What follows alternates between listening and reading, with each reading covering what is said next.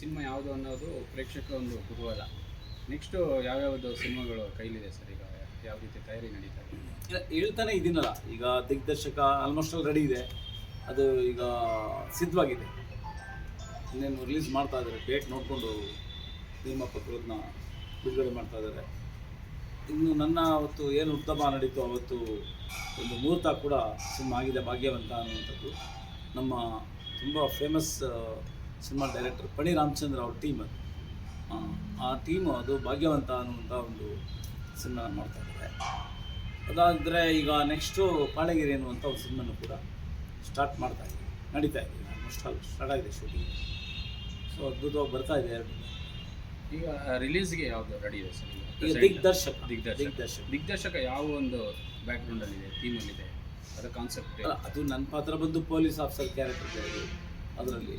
But ಏನಂದರೆ ಒಂದು software engineers ಅವ್ರದ್ದು ಏನು ಅಚೀವ್ಮೆಂಟ್ ಇರುತ್ತೆ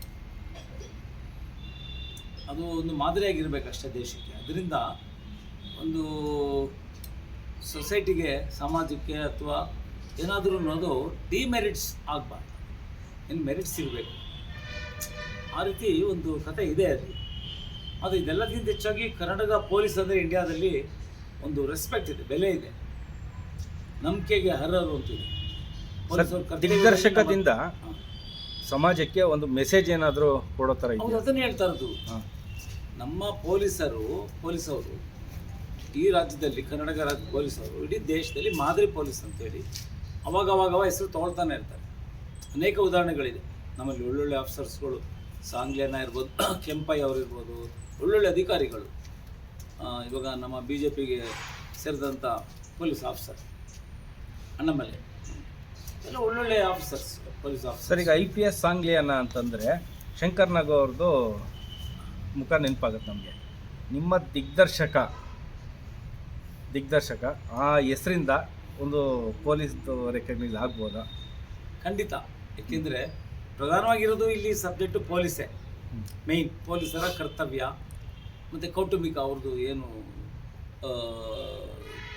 ಡ್ಯೂಟಿ ಮಾಡಬೇಕಾದ್ರೆ ಅವ್ರಿಗೆ ಆಗುವಂಥ ತೊಂದರೆಗಳೇನು, ಸಾರ್ವಜನಿಕರಿಂದ ಅವ್ರಿಗೆ ಪ್ರಶಂಸೆ ಇದೆಯಾ ಇಲ್ವಾ, ಎಷ್ಟೇ ಒಳ್ಳೆ ಕೆಲಸ ಮಾಡಿದ್ರು ಸಾರ್ವಜನಿಕರು ಒಂದು ಮಾತು ಹೇಳ್ತಾರೆ, ಅಯ್ಯೋ ಪೊಲೀಸವ್ರು ಯಾವಾಗಲೂ ಭ್ರಷ್ಟರು ಅಥವಾ ಏನೋ ಒಂದು ಕೊಂಕು ಮಾತು ಇದ್ದೇ ಇರುತ್ತೆ. ಆದರೆ ಅಲ್ಲಿಗೆ ಕರ್ತವ್ಯಕ್ಕೆ ಬೆಲೆನೇ ಇಲ್ವಾ ಅನ್ನುವಂಥದ್ದು ಕೂಡ ಒಂದು ಪ್ರಶ್ನೆ ಉದ್ಭವಿಸುತ್ತೆ ಪೊಲೀಸ್ ಅಧಿಕಾರಿಗಳಿಗೆ. ನಾವೆಷ್ಟೇ ಅನಷ್ಟ ಆಗಿದ್ರು, ಯಾರೋ ಒಬ್ಬ ಅವನು ಲಂಚ ತಗೊಂಡ್ರೋ ಅಥವಾ ಮತ್ತೊಂದು ಮಾಡಿದ್ರೋ, ಏನೋ ತಪ್ಪು ಮಾಡಿದ್ರೋ ಅಂದರೆ ಇಡೀ ಪೊಲೀಸ್ ಇಲಾಖೆಗೆ ಕೆಟ್ಟ ಹೆಸರು ಬರುವಂಥದ್ದು ಇದೆ. ಹಾಗಾಗಿ ಅನಷ್ಟಾಗಿರೋ ಪೊಲೀಸ್ ಆಫೀಸರ್ಸ್ಗೆ ಕರ್ತವ್ಯ ಮಾಡಬೇಕಾದ್ರೆ ಸ್ವಲ್ಪ ಅವ್ರಿಗೂ ಒಂದು ರೀತಿ ಕಸಿವಿಸಿ ಆಗತ್ತೆ ಇಂಥ ಸಂದರ್ಭ. ಅದು ಪ್ಲಸ್ ಸಾಫ್ಟ್ವೇರ್ ಇಂಜಿನಿಯರ್ಸ್ ಅವ್ರು ಏನು ಡೆವಲಪ್ ಮಾಡ್ತಾ ಇದ್ದಾರೆ ಇವತ್ತು ನಮ್ಮಲ್ಲಿ, IT BT ಎಲ್ಲ ಸಾಫ್ಟ್ವೇರ್ ಇಂಜಿನಿಯರ್ಸ್ ಮೇಲೆ ಡಿಪೆಂಡ್ ಆಗಿದೆ. ಸೊ ಇಷ್ಟು ಇಂಪಾರ್ಟೆಂಟ್ ವಿಚಾರ ಇದೆ ಸರ್. ಭಗೀರಥ ಸಿನಿಮಾದಿಂದ ನೀವು ದಿಗ್ದರ್ಶಕ ಪೊಲೀಸು ಆಗೋ ವಿಚಾರ? ಆ್ಯಕ್ಚುಲಿ ಭಗೀರಥಗಿಂತ ಇದು ಮೊದಲೇ ಸ್ಟಾರ್ಟ್ ಆಗಿತ್ತು ಶೂಟಿಂಗು. ಅದು ದಿಗ್ದರ್ಶಕ ಆಗಲೇ ಮಾಡಿದ್ವಿ. ಆಮೇಲೆ ನಮ್ಮ ಒಬ್ಬರು ಕೌರಂಟೇಶ್ ಅವರು ಒಂದು ಗುಡ್ ಬೈ ಅಂತ ಒಂದು ಮೂವಿ ಕೂಡ ಮಾಡಿದ್ರು. ಅದರಲ್ಲಿ ಒಂದು ವಿಶೇಷ ಸ್ಪೆಷಲ್ ಒಂದು ಪಾತ್ರನೂ ಕೂಡ ಮಾಡಿಸಿದ್ರು, ಅದು ಪೊಲೀಸ್ ಆಫೀಸರ್ ಪಾತ್ರ. ಸೊ ಹಾಗಾಗಿ ಏನು ತೊಂದರೆ ಇಲ್ಲ, ಚೆನ್ನಾಗಿ ಬಂದಿದೆ, ಇದು ಬರ್ತಾ ಇದೆ, ಅದೇನು ತೊಂದರೆ ಆಗಲ್ಲ, ತುಂಬ ಚೆನ್ನಾಗಿ ಬರ್ತಾ ಇದೆ. ಪೊಲೀಸ್ ಪಾತ್ರಕ್ಕೋಸ್ಕರ ನಿಮ್ಗೆ ಏನಾದರೂ ಕಾಯಿಸಿದ್ರ ಇಷ್ಟು ದಿನ ಈ ಸಿನಿಮಾನ? ಇಲ್ಲ, ಆ ರೀತಿ ಏನಿಲ್ಲ. ಬಟ್ ಆದರೆ ಒಳ್ಳೆ ಸಬ್ಜೆಕ್ಟ್, ಅದು ತುಂಬ ಚೆನ್ನಾಗಿ ಬರ್ತಾ ಇದೆ, ತುಂಬ ಚೆನ್ನಾಗಿ. ಸೆನ್ಸರ್ ಯಾವ್ದು? JP ಅವರು ಈಗ ರಾಜ್ಕುಮಾರ್ ಅವರು ಅವಾಗಿನ ಕಾಲದಲ್ಲಿ ಕಥೆನ ತುಂಬ ಆಯ್ಕೆ ಮಾಡೋದು ತುಂಬ ಯೋಚನೆ ಮಾಡ್ಕೊತಿದ್ರು. ಮತ್ತು ಸಮಾಜಕ್ಕೆ ಒಂದು ಒಳ್ಳೆಯ ಸಂದೇಶ ಕೊಡಬೇಕು ಅನ್ನೋದು ಆದ ದಿಸೆಯಲ್ಲಿ ನೀವು ಹೋಗ್ತಾ ಇದ್ದೀರಾ ಅಂತ? ಖಂಡಿತ 100ಕ್ಕೆ 100 ನೀವು ಹೇಳ್ತಾ ಇರೋದು ನಿಜ.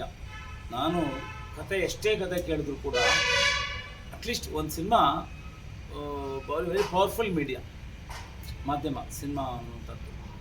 ಅದರಲ್ಲಿ ನಾವು ಏನಾದರೂ ಒಂದು ಸಂದೇಶ ಕೊಟ್ಟರೆ ಸಮಾಜಕ್ಕೆ ಅದರಿಂದ ಭಾಳ ಒಳ್ಳೆಯದಾಗತ್ತೆ ಅನ್ನುವಂಥ ವಿಚಾರ. ಹಾಗಾಗಿ ಈ ಕತೆ ಆಯ್ಕೆನೆಲ್ಲ ಅಂತ ಖಂಡಿತವಾಗಿ ನಾನು ಚೂಸಿ ಭಾಳ ಎಷ್ಟೇ ಕತೆ ಕೇಳಿದ್ರು ಕೂಡ ನನಗೆ ಕೆಲವು ಒಪ್ಕೊಂಡಿಲ್ಲ. ನಾನು ತುಂಬ ಕತೆಗಳು ಒಳ್ಳೊಳ್ಳೆ ನಿರ್ದೇಶಕರು ಬಂದಿದ್ದಾರೆ, ನಾನು ಒಪ್ಕೊಳ್ತಾ ಇಲ್ಲ. ಏಕೆಂದರೆ ಏನೋ ಕತೆ ನಮಗೆ ಹಿಡಿಸ್ತಾ ಇಲ್ಲ. ಅಂದರೆ ಇವತ್ತಿನ ಯುವ ನಾಯಕರುಗಳಿರ್ಬೋದು, ಯುವ ಪೀಳಿಗೆ ಇರ್ಬೋದು, ಈ ಥರ ವಿಚಾರದಲ್ಲಿ ಸಮಾಜಕ್ಕೆ ಎಲ್ಲೋ ಒಂಥರ ಕೆಟ್ಟ ಸಂದೇಶ ಕೊಡೋ ದಿಕ್ಕಿನಲ್ಲಿ ಹೋಗ್ತಾ ಇದ್ದಾರೆ, ಸಾಕ್ತಾ ಇದ್ದಾರೆ. ಅಂಥದ್ದು ನಡುವೆ ನೀವು ಒಳ್ಳೆಯ ಕಥೆಗಳನ್ನ ಆಯ್ಕೆ ಮಾಡಿಕೊಂಡು ಮುನ್ನುಗ್ತಿದ್ದೀರಾ? ಇಲ್ಲ, ಖಂಡಿತ ಏನಾಗಿದೆ, ಮನರಂಜನೆ, ಆ್ಯಕ್ಚುಲಿ ಸಿನಿಮಾ ಮನರಂಜನೆ, 100% ಮನರಂಜನೆ. ಆ ಮಧ್ಯೆ ಒಂದು ಸಂದೇಶಗಳು ಕೊಡಬೇಕಾಗತ್ತೆ. ಅವು ಕೆಲವು ಸಿನಿಮಾ ಯಾವ ಸಿನಿಮಾನ ಟೀಕೆ ಮಾಡೋಕ್ಕೆ ಹೋಗಲ್ಲ. ಬಟ್ ಏನಂದರೆ ಜನ ಅಯ್ಯೋ ಯಾವ ಸಿನಿಮಾ ನೋಡು ಬರೀ ರಕ್ತ ರಕ್ತ ರಕ್ತ ರಕ್ತ ಕೋಡಿ ಹರಿತಾ ಇರುತ್ತೆ, ಯಾವ ಸಿನಿಮಾ ನೋಡು ರಕ್ತ ರಕ್ತ, ಮೋರ್ ವೈಲೆನ್ಸು, ತುಂಬ ವೈಲೆನ್ಸು ಅಂತ. ಕೆ ವಿ ರಾಜು ಅವರೇ ಹಿಂದೆ ಹುಲಿಯ ಅಂತ ಒಂದು ಸಿನಿಮಾ ಮಾಡಿದ್ರು. ಅದಕ್ಕಿಂತ ವೈಲೆನ್ಸ್ ತೆಗಿಯೋಕೆ ಆಗೋದೇ ಇಲ್ಲ ಕನ್ನಡದಲ್ಲಿ ಯಾರು. ಬಟ್ ಆದ್ರೂ ಆ ಸಿನಿಮಾನು ಕೂಡ ಅದು ಯಶಸ್ವಿ ಕಾಣಲಿಲ್ಲ, ಅಷ್ಟು ಒಳ್ಳೆ ನಿರ್ದೇಶಕರು ಮಾಡಿದ್ರು ಕತೆ. ಹಾಗಾಗಿ ವೈಲೆನ್ಸ್ ಎಷ್ಟು ಬೇಕು ಅಷ್ಟು ಹಿಂಸೆ ಇರಬೇಕಷ್ಟೇ. ಅದನ್ನೇ ನಾವು ಸುಮ್ಮನೆ ತುಂಬ ತೋರಿಸ್ತಾ ಹೋದರೆ ಎಲ್ಲಿ ಬಂತು ಮನೋರಂಜನೆ ಆಗ? ಅಷ್ಟೇ. ಕೌಟುಂಬಿಕ ಚಿತ್ರ ಬಂದ ಸಂದರ್ಭದಲ್ಲಿ ದುಃಖ, ನಗು ಎಲ್ಲ ರೀತಿ ಇರುತ್ತೆ. ಆ ಥರ ಕಥೆಗಳು ಸಮಾಜಕ್ಕೆ ಒಳ್ಳೆಯದಾಗಲಿ, ಒಂದು ಸಂದೇಶಗಳು ಇರಲಿ. ಅದರಲ್ಲೂ ಇವತ್ತು ಯುವ ಜನಾಂಗಕ್ಕೆ, ಸ್ಟೂಡೆಂಟ್ಸ್ಗೆ ಬೇಕಾಗಿರುವಂಥ ನಾವು ಮೆಸೇಜ್ ಇರುವಂಥ ಕಥೆ ನಾನು ಆಯ್ಕೆ ಮಾಡ್ತೀನಿ. ಈ ಸಿನಿಮಾದಲ್ಲಿ ನಾಯಕಿ ಯಾರು? ಅದೆಲ್ಲ ಸಸ್ಪೆನ್ಸ್. ಏಕೆಂದರೆ ಈಗೆಲ್ಲ ಹೇಳಿ ಹೇಳಿ ಸ್ವಲ್ಪ ಇದಾಗ್ಬಿಟ್ಟಿದೆ, ಎಲ್ಲ ಟ್ರೋಲ್ ಮಾಡ್ತಾ ಇದ್ದಾರೆ. ಹಾಗಾಗಿ ಸ್ವಲ್ಪ ಸಸ್ಪೆನ್ಸ್, ಕ್ಯೂರಿಯಾಸಿಟಿ ಇರಲಿ ಅಂತ ಹಂಗೆ ಸಸ್ಪೆನ್ಸ್ ಇದೆ. ಒಂದೇ ಒಂದು ಟೀಸರ್ ಇದೆ, ಅದರಲ್ಲೇನು ತೋರಿಸಿಲ್ಲ ಯಾರು ಮೇಜರು. ಅಂದರೆ ಸಿನಿಮಾ ಹೀರೋ ಇನ್ನೂ ನೀವು ತೋರಿಸಿಲ್ಲ ಎಲ್ಲೂ, ಟೀಸರ್ ಆಗಲಿ ಯಾವುದ್ರಲ್ಲೂ? ಟೀಸರ್ ಒಂದು ಬಿಟ್ಟಿದ್ದೀವಿ ಈಗಾಗಲೇ ಬಂದಿದೆ.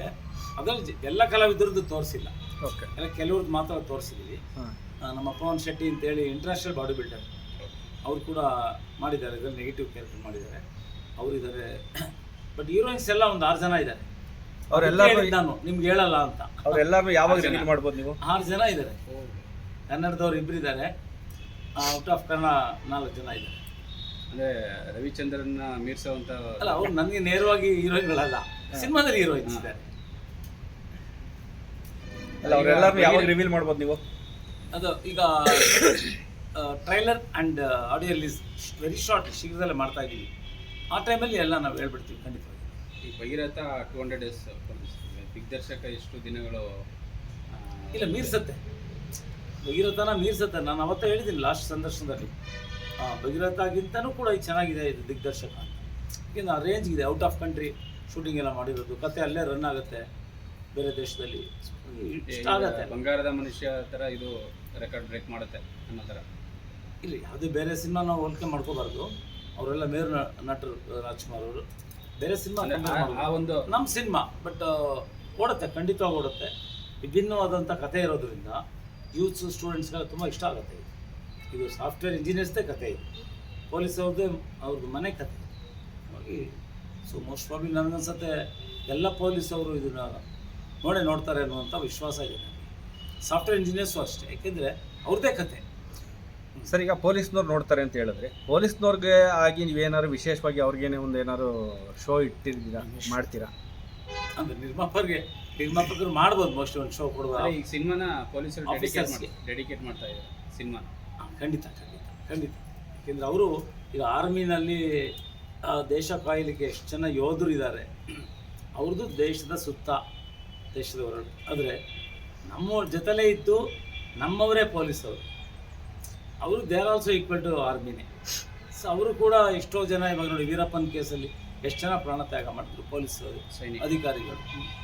So army and police almost all same. ಹಾಗಾಗಿ ಅವ್ರದ್ದೇನು ತ್ಯಾಗ ಇದೆ, ಇಲ್ಲಿ ಇವ್ರದ್ದು ತ್ಯಾಗ ಇದ್ದೇ ಇರುತ್ತೆ. ಅವ್ರ ಕುಟುಂಬದಲ್ಲಿ ಏನೇನು ನಡೀಬೋದು, ಪೊಲೀಸ್ ಇಲಾಖೆಗೆ ಸೇರ್ಬೇಕಾದ್ರೆ ಯಾಕಪ್ಪ ಪೊಲೀಸ್ ಇಲಾಖೆಗೆ ಸೇರ್ತೀಯ, ಬೇಡ ಆರ್ಮಿಗೆ ಬೇಡ. ಕೆಲವ್ರು ಇರ್ತಾರೆ ಹೇಳೋರು, ಕೆಲವರು ತುಂಬ ಹೆಮ್ಮೆಯಿಂದ ಹೇಳ್ಕೊಳ್ತಾರೆ, ನೀವು ಪೊಲೀಸ್ ಇಲಾಖೆಗೆ ಸೇರು, ಭಾಳ ಒಳ್ಳೆಯದು, ದೇಶ ಸೇವೆ ಮಾಡುತ್ತೆ, ಆರ್ಮಿಗೆ ಸೇರು ಒಳ್ಳೆಯದು. ಆ ರೀತಿ ಲೆಕ್ಕಾಚಾರ. ಸರ್, ಈಗ ಭಗೀರಥ ಸಿನಿಮಾ ಆದಮೇಲೆ ನೀವು ಅದು ಒಂದು 200-250 ದಿನ ಓಡ್ತು, ನೀವು ತುಂಬ ಬ್ಯುಸಿ ಆದ್ರಿ. ಅದರಿಂದ ನಿಮ್ಗೆ ಎಷ್ಟು ಮೂವಿಗಳು ಸಿಕ್ಕಿದೆ, ಮತ್ತು ನೀವು ಎಷ್ಟೋ ಸಿನಿಮಾಗಳನ್ನ ಅದು ಕತೆ ಕೇಳಿ ಬೇಡ ಅಂತ ಬಿಟ್ರಿ ಅಂತ ವಿಚಾರ ಗೊತ್ತಾಯ್ತು. ನಾನು ಆಗಲೇ ಹಿಂದೆ ಹೇಳಿದ್ದೀನಿ, ತುಂಬ ಕತೆಗಳು ಕೇಳಿದ್ದೀನಿ, ಸಿಕ್ಕಾಪಟ್ಟೆ ಕತೆಗಳು ಕೇಳಿದ್ದೀನಿ. ನಾನು ನಿಜ ಹೇಳಬೇಕು ಅಂದರೆ ನಿಮ್ಗೆ ಒಂದು 25 ಸಿನಿಮಾ ರಿಜೆಕ್ಟ್ ಮಾಡಿದ್ದೀನಿ. ರೆಡಿಯಾಗಿದ್ದು ಬಂದವರು, ತೆಗಿಲಿಕ್ಕೆ ಬಂದಿದ್ದವರು, ನಿರ್ಮಾಪಕರು ಮತ್ತು ನಿರ್ದೇಶಕರಿಗೆ ನಾನು 25 ಮೂವೀಸ್ ರಿಜೆಕ್ಟ್ ಮಾಡಿದ್ದೀನಿ. ನಾನು ಏನು ಸೆಲೆಕ್ಟ್ ಆಗಿದೆ, ಕತೆ ಇಷ್ಟ ಆಗಿದೆ, ಅದು ಮಾತ್ರ 3 ಸಿನಿಮಾ ಮಾಡ್ತಾಯಿದ್ದೀನಿ. ಆಮೇಲೆ ಆ ಸಿನಿಮಾನ ಕರ್ನಾಟಕ ಮಾತ್ರ ರಿಲೀಸ್ ಮಾಡ್ತಾ ಇದ್ರೆ, ಇಲ್ಲಾಂದರೆ ಯಾಕಂದರೆ ಇವತ್ತು ಅಮೇರಿಕಾ ಮತ್ತು ಔಟ್ ಆಫ್ ಇದರಲ್ಲೆಲ್ಲ ರಿಲೀಸ್ ಮಾಡುವಂಥ ಆಪ್ಷನ್ಗಳು ತುಂಬ ಚೆನ್ನಾಗಿದೆ, ಅಲ್ಲೂ ಏನಾರು ಮಾಡೋ ಐಡಿಯಾಗಳಿದೆಯಾ? ನಾನು ಲಾಸ್ಟ್ ಟೈಮ್ ಹೇಳಿದ್ದೀನಿ, ಇದು ಮೋಸ್ಟ್ ಪ್ರಾಬ್ಲಿ ಪ್ಯಾನ್ ಇಂಡಿಯಾ ಟೈಪೇ ಮಾಡ್ತಾ ಇದ್ದಾರೆ, ಇದು ಅದು ದಿಗ್ದರ್ಶಕ. ಹಾಂ ಪ್ಯಾನ್ ಇಂಡಿಯಾ ಮಾಡೋದು. ಹೌದು ಹೌದು, ಆ ರೀತಿನೇ ಅದಕ್ಕೆ ಹೇಳಿದ್ದು ಆರ್ಟಿಸ್ಟ್ ಎಲ್ಲ ಬೇರೆಯವರು ಹಾಕ್ಕೊಂಡಿದ್ದೀವಿ. ಯಾವಾಗ ತೆರೆ ಕಾಣ್ಬೋದು ಸರ್ ಇದು ಸಿನಿಮಾದಿಂದ? ಅತಿ ಶೀಘ್ರ ರೆಡಿ ಇದೆ. ಬಟ್ ಬೇರೆ ಯಾವುದಾದ್ರು ಸಿನಿಮಾಗಳು ನಮ್ಮಲ್ಲೇ ಇನ್ಫೈಟ್ ಬೇಡ ಅಂಥೇಳಿ, ಕ್ಲಾಶ್ ಆಗೋದು ಬೇಡ ಅಂಥೇಳಿ, ಸೊ ಯಾರ್ದಾದ್ರೂ ಆದಮೇಲೆ ಮಾಡ್ತಾರೆ. ಒಟ್ಟಾರೆ ಈಗ ಫೈನಲಿ ಪ್ರೇಕ್ಷಕರಿಗೆ ಏನು ಹೇಳೋಕ್ಕೆ ಇರುತ್ತೆ, ನಿಮ್ಮ ಅಭಿಮಾನಿಗಳಿಗೆ ಏನು ಹೇಳೋಕ್ಕೆ ಇಷ್ಟಪಡ್ತಾರೆ? ಪ್ರೇಕ್ಷಕರಿಗೆ ನಾವು ಏನು ಹೇಳ್ತಾ ಇದ್ದೀವಿ ಅಂತಂದರೆ, ಎಲ್ಲ ಕನ್ನಡ ಸಿನಿಮಾ ನೋಡಿ ದಯವಿಟ್ಟು. ಕನ್ನಡ ಸಿನಿಮಾ ಸ್ವಲ್ಪ ಬೇರೆ ಭಾಷೆಗಳು ನಮ್ಮ ದಕ್ಷಿಣ ಭಾರತದಲ್ಲೇ ನಮ್ಮ ತೆಲುಗು, ತಮಿಳು, ಮಲಯಾಳಂ ನೋಡಿ ಅಷ್ಟು ಒಂದು ಚಿಕ್ಕ ಭಾಷೆ, ಅಷ್ಟು ದೊಡ್ಡ ರಾಜ್ಯ ಅಲ್ಲ ಅದು. ಇಡೀ ವಿಶ್ವದಲ್ಲಿ ಇವತ್ತು ತುಂಬ ಚೆನ್ನಾಗಿ ಓಡ್ತಾ ಇರುವಂಥ ಸಿನಿಮಾ ಮಲಯಾಳಂ ಇವತ್ತು. ನಾವು ಯಾರೂ ನಿರೀಕ್ಷೆ ಮಾಡಿರಲಿಲ್ಲ ಮಲಯಾಳಂ ಈ ರೀತಿ ಈ ಲೆವೆಲ್ಗೆ ಸಿನಿಮಾ ಹೋಗುತ್ತೆ, ಇಷ್ಟ ನೋಡ್ತಾರೆ ಅಂತ. ಹಾಗಾಗಿ ನಾವು ಆ ಒಂದು ದೊಡ್ಡ ಮಟ್ಟದಲ್ಲಿ ಆ ಮೂವಿನ ನಾವು ರಿಲೀಸ್ ಮಾಡ್ತಾಯಿದ್ದೀವಿ. ಪ್ಯಾನ್ ಇಂಡಿಯಾ ಟೈಪಲ್ಲೇ ಮಾಡ್ತಾಯಿದ್ದೀವಿ. ಸರ್, ಈಗ ಸಿನಿಮಾಗಳು ಬಂದದ್ದೆಲ್ಲ ಪೈರಸಿ ಮಾಡ್ತಾ ಇದ್ದಾರೆ, ಅದಕ್ಕೇನಾದ್ರು ಒಂದು ನಿಮ್ಮ ಕಡೆಯಿಂದ ಸಂದೇಶ? ಹೋರಾಟ ಇದ್ದೇ ಇರುತ್ತೆ, ನಮ್ಗೆ ಗೊತ್ತಾಗಬೇಕು ಅಷ್ಟೇ ಯಾರು ಮಾಡ್ತಾ ಇದ್ದಾರೆ ಅಂತ. ಗೊತ್ತಾದರೆ ಖಂಡಿತವಾಗಿ ಹೋರಾಟ ಮಾಡ್ತೀವಿ. ನಮ್ಮ ಕನ್ನಡ ಲಿಸ್ಟ್ ಉಳಿಸ್ಕೊಳ್ಳಿಕ್ಕೆ ಏನು ಹೋರಾಟ ಮಾಡಬೇಕು ನಾವು ಮಾಡ್ತೀವಿ. ಕನ್ನಡ ಉಳಿಬೇಕು ಅಷ್ಟೇ, ಬೆಳಿಬೇಕು. ಸೊ ಪ್ರೇಕ್ಷಕರನ್ನು ನಾನು ಅದನ್ನೇ ಕೇಳ್ಕೊಂಡಿದ್ದೀನಿ, ಎಲ್ಲರೂ ಸಿನಿಮಾ ನೋಡಿ ದಯವಿಟ್ಟು ನಮ್ಮ ಭಾಷೆನ ಬೆಳೆಸಿ ಉಳಿಸಿ ನಮ್ಮ ಕನ್ನಡ ಇಂಡಸ್ಟ್ರಿನ ಸ್ವಲ್ಪ ಶ್ರೀಮಂತಿಕೆ ಮಾಡಿ ಅಂತ ಕೇಳ್ಕೊಂಡಿದ್ದೀನಿ. Thank you.